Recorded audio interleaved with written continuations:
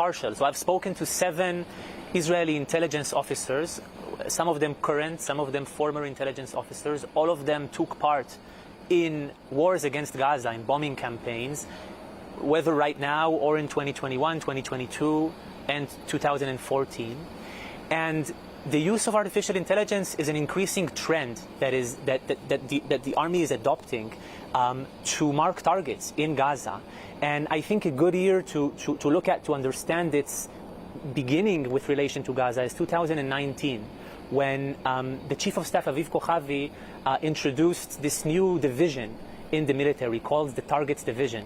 And its idea was to bring together hundreds of soldiers and basically start to develop these AI algorithms and automated software to accelerate the target creation for strikes with life and death consequences. Now in 2014, which was the previous biggest Israeli assault on Gaza, according to sources that I've spoken with, the Israeli military ran out of targets after roughly 3 weeks. And that operation lasted for 50 days.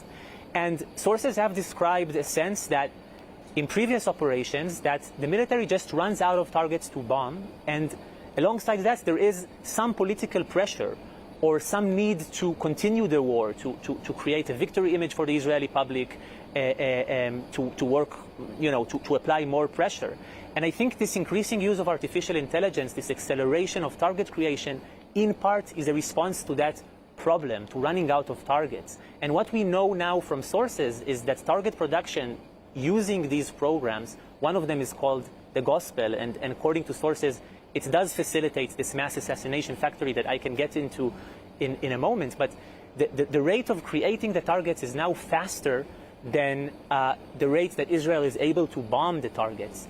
And in this targets division, according to the Army's sources, already 12,000 targets were created during this war in this targets division, using these artificial intelligence tools, which is too much, two times as many targets as were bombed in the entirety of the 2014 war, which lasted for 51 days. So power targets is a concept that was developed according to intelligence sources in the military first in 2014. And the military defines power targets as residential high-rise buildings. So they have 8 floors, 12 floors, 14 floors. And the official military's claim is that in each of these buildings there is a military target that merits, that legitimizes bombing down the entire building. However, according to 3 sources in Israeli intelligence that I've spoken with who have a deep knowledge of this tactic, who have been involved with bombing power targets, they say that the idea of power targets is to purposely attack buildings that have all of these civilian apartments in them in order to put pressure on Palestinian civilian society in Gaza, which is then translated to pressure on Hamas, civilian pressure on Hamas. I've heard this term several times in my conversations with intelligence sources. Now, in 2021, Amy, the Israeli military bombed the El Jala building in Gaza, which it caused an international uproar because this was a building that hosted the AP, AFP, and Al Jazeera media outlets. It was 1 out of 9 high-rises that were bombed in 2021. I've managed to confirm from sources within Israeli intelligence that this was in fact a power target. One source said that there was this idea that if we bomb the high-rises, it causes the civilians to feel like Hamas is not sovereign, like they have lost control. One source said that he felt this was a form of a terror tactic. Now, very importantly, the sources that I've spoken with have dealt with these power targets before 2023, before the current Israeli assault in Gaza. So I know less about the specifics of power targets that are currently bombed. However, we do know from official army statements that Israel, during the first 5 days, so up until October 11th and October 12th, has bombed 1,329 power targets. The military said that half of the targets that were bombed were identified as power targets in the military. Now, during these 5 days, we know, of course, that hundreds of children have been killed. We've managed to find indications of these buildings that were bombed without an evacuation protocol.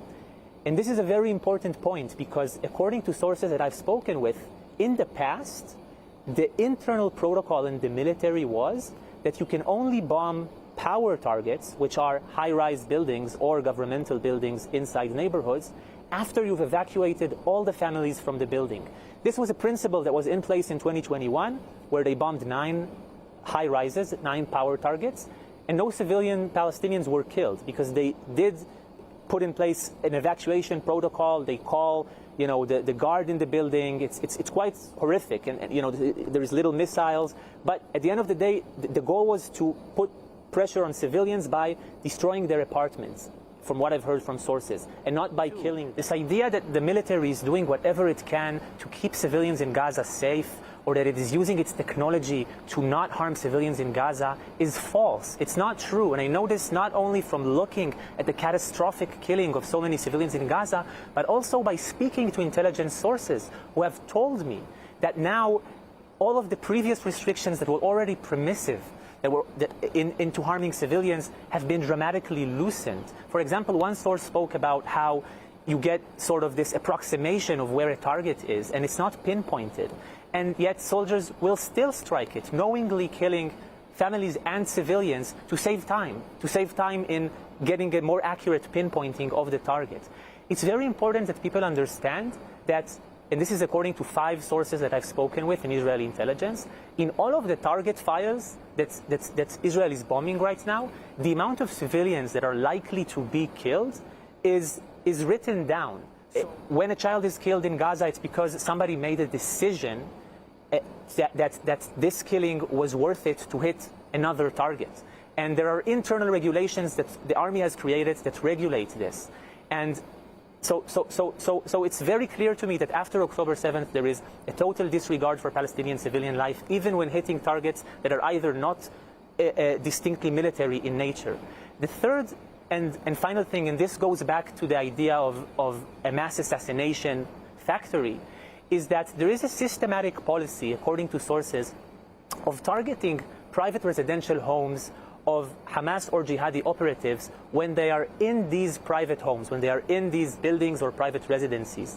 And just so you understand, I mean, what this means is that the military is knowingly dropping a bomb that weighs a ton or often more on a residential building in order to assassinate one person, knowingly killing that person's family and neighbors in the process, when according to sources, in the vast majority of cases, these buildings are not places where there is military activity that is being conducted.